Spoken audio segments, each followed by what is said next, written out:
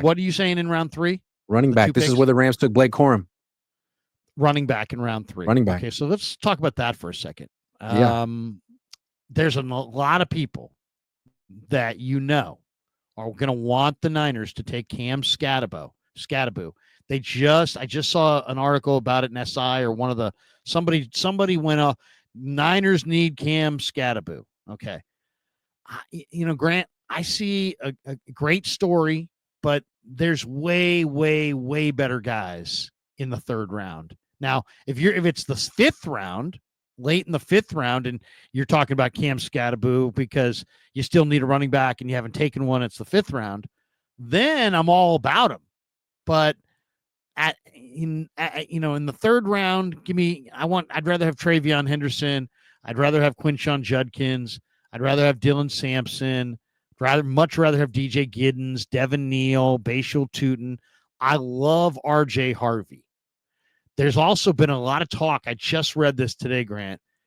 Jaden Blue went on with Steph Sanchez, or maybe she had this report that Jaden Blue said that he's met with the Niners a bunch. And and I know that the one thing that we're going to hear about this summer when we sit next to Bobby T and he holds court in July, he's going to tell us the tales of how he kept up with the running back that the Niners grabbed. He called him every day throughout this month of March. There's some running back, or maybe some collection of running backs, that's getting a call every day from Bobby T, whether they like it or not. And it sounds like maybe it's Jaden Blue. What would you think of that? I mean, he's fumbled 9 times in his career, so that's a concern. But man, this guy can fly. He's so fast. Look, I feel very strongly that if Cam Scatterbo is available at 75, they're going to take him. Really? Not that they should, but that they will. They need a goal line back.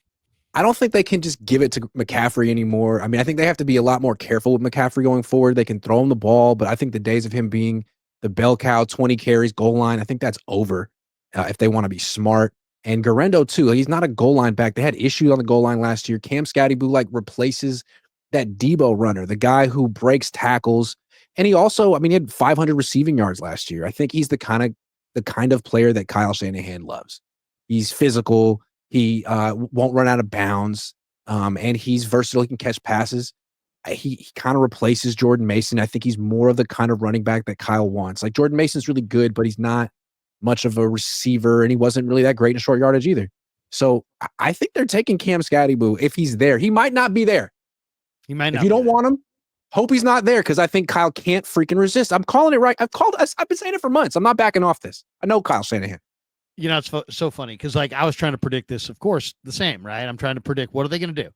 The guy that I think makes tons of sense for them is Travion Henderson. Why? He's only fumbled once in his career. Great player. He's a really good blocker. He's got speed. He can run the outside zone. A lot of people feel like he's going to be a better pro than he was in college. Great player. But then it's probably going to be a 2nd-round pick. And the Niners, he might go in round 1. Who knows? Yeah, and he could be in round 1, right? It's probably either a late round 1 guy or a high 2nd-round guy. So he's probably going to be there before. This is the back that I think I could see with them. I'm going to share the screen. Okay. PrizePicks is sponsoring the Cohn Zone this year. PrizePicks is the leader in daily fantasy and the best place to win cash while watching sports. And the best part about the app is it's really easy to use. To create a lineup, all you have to do is pick more or less on a few players' stats. I'm a Niners guy. So, when I'm doing PrizePicks, I'm looking, the last couple of years, I'm looking at Deebo Samuel, because I know Deebo Samuel better than Deebo Samuel knows Deebo Samuel. So if it's like drops, I'm taking more. Or if it's like punches thrown towards his long snapper on the sideline during the 4th quarter of a game, the 49ers will go on to win, I'm smashing more because I know the 49ers and I'm a PrizePicks guy. Now, maybe they didn't have those exact plays, but they have so many plays that'll make your head spin. And you can play PrizePicks in over 40 states, including California and Texas. Best part about it is the new user offer. PrizePicks will give you $50 when you play your first $5 lineup.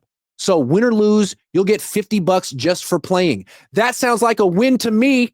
Use promo code COHN, COHN, to claim your $50 today. Tell him Grant sent you. Taj Brooks from Texas Tech. Okay, this is why this guy is, I think, the best blocking back in the entire draft. He's 5'10", 230. He's outside of, he's the most accomplished running back in college football outside of Ashton Genty and Omarion Hampton. But he's 5'10", 230, breaks tons of tackles. He's considered to be the best blocking back among all the running backs. You can get him like round 6 or 7. Yeah, he's a round 6 or 7 guy. He's maybe round 5, maybe late round 5, early round 6, something like that. But he's run the ball a ton. He's got some mileage, right? Because he's run a lot.